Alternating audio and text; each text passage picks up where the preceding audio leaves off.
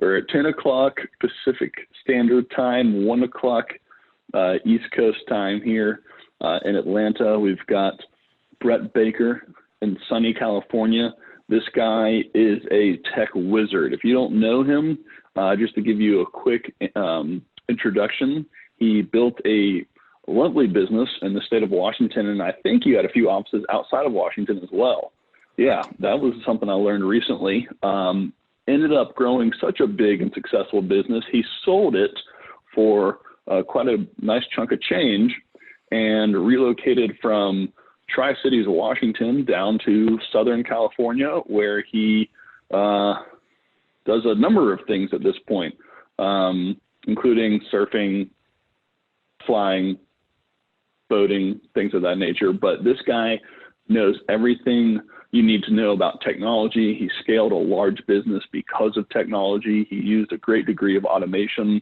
And because of his expertise and experience in automation and in technology, I wanted him to talk to you all today about how he did that to grow a successful business without losing the relationship aspect of it, because this is very much a relationship business, but you can't scale relationships without the proper use of technology. Keyword being proper. If you use it improperly, you're going to feel like a robot. You're going to feel like a chatbot, and that's not the type of relationship that I know Chime clients or others want for their business and their reputation. So with that being said, I will shut up and I will let Brett talk to you a little bit more about how to make automation scale and still feel personal.